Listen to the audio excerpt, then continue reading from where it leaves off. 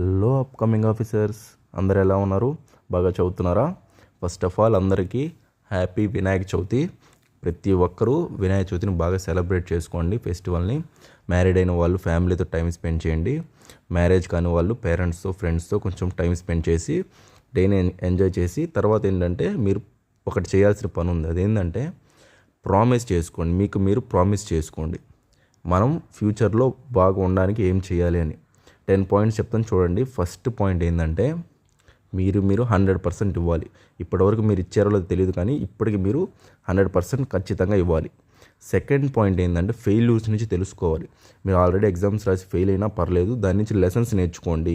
ఒకవేళ కొత్త వాళ్ళైతే బిగినర్స్ సీనియర్స్తో మాట్లాడండి, ఏంటి ఎలా జరుగుతుంది ఏందని చెప్పేసి. నెక్స్ట్ థర్డ్ పాయింట్ ఏంటంటే డైలీ టార్గెట్స్ పెట్టుకొని స్మాల్ టార్గెట్స్ అవి కంప్లీట్ చేయాలి. ప్రతిరోజు టార్గెట్స్ పెట్టుకొని కంప్లీట్ చేస్తూ ముందుకు వెళ్ళాలి. ఓకేనా? నెక్స్ట్ ఫోర్త్ది డైలీ న్యూస్ పేపర్ చదవాలి. ఇది కన్ఫామ్ ఇంపార్టెంట్ పాయింట్, అందరూ స్కిప్ చేసే పాయింట్. నేను చాలాసార్లు ఇది చెప్తూనే ఉంటాను, ఎందుకంటే చాలా ఇంపార్టెంట్ ఇది. ప్రతిరోజు న్యూస్ పేపర్ చదవాలి. తెలుగు మీడియం వాళ్ళు Telugu news paper, English medium వాళ్ళు ఇంగ్లీష్ న్యూస్ పేపరు ఖచ్చితంగా చదవాలన్నమాట. ఓకేనా? ఈ క్వశ్చన్స్ అనేవి రిపీటెడ్గా వస్తుంటాయి. Next fifth point group discussion. అంటే సీరియస్గా ఉన్న యాస్పిరెంట్స్తో డైలీ మీరు గ్రూప్ డిస్కషన్ చేయాలి. మంచి పీర్ గ్రూప్ ఒకటి క్రియేట్ చేసుకొని 3-4 మెంబర్స్ కానీ మ్యాక్సిమం 5 మెంబర్స్ ఉండాలి అంతే. మంచి డిస్కషన్ సబ్జెక్ట్ గురించే ఉండాలి. ఓకేనా? తర్వాత సిక్స్త్ పాయింట్ ఏంటంటే ఇది చాలా ఇంపార్టెంట్. ఎవ్రీ వీక్ టెస్ట్ రాయాలి. మంత్లీ రాస్తాను, సబ్జెక్ట్ అయిపోయి రాస్తాను, అంతా వద్దు.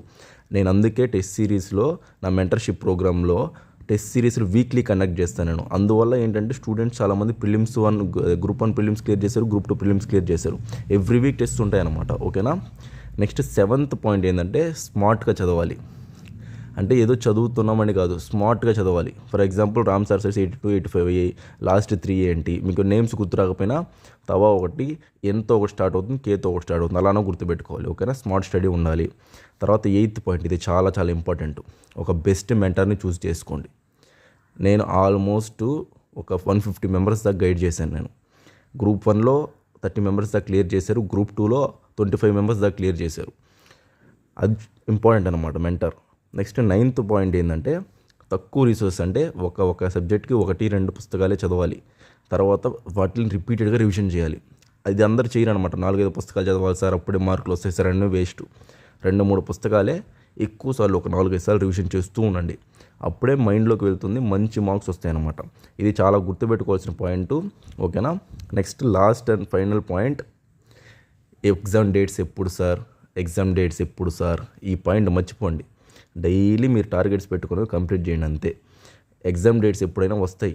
మనం ఇవన్నీ రెడీగా చేసుకొని ఇవన్నీ ఫాలో అయ్యి మీరు సబ్జెక్ట్స్ అన్నీ కంప్లీట్ చేసేసుకుంటే ఎగ్జామ్ డేట్స్ ఎప్పుడు ఉంటే ఏంటండి మనకి భయం ఏంటి చెప్పండి? మీరు రెడీగా ఉంటారు. ఓకేనా? ఎగ్జామ్ రాసేస్తారు. ఓకే ఫ్రెండ్స్, మీకు వీడియో నచ్చినట్లయితే సబ్స్క్రైబ్ చేసుకోండి. మరి కొత్త వీడియోస్తో మరి కొత్త కంటెంట్తో వస్తానన్నమాట. మీకు యూజ్ అవుతుంది ఎగ్జామ్స్కి ప్రతి ఒక్కరికి. ఓకేనా? నా వీడియోస్ నచ్చినట్లయితే లైక్ చేసి షేర్ చేయండి. ఓకేనా? సబ్స్క్రైబ్ చేసుకోవడం మర్చిపోకండి. థ్యాంక్ యూ ప్రతి ఒక్కరికి నా వీడియోస్ ఫాలో అవుతున్నందుకు. థ్యాంక్ యూ అండి. నెక్స్ట్ వీడియోలో కలుద్దాం. బాయ్.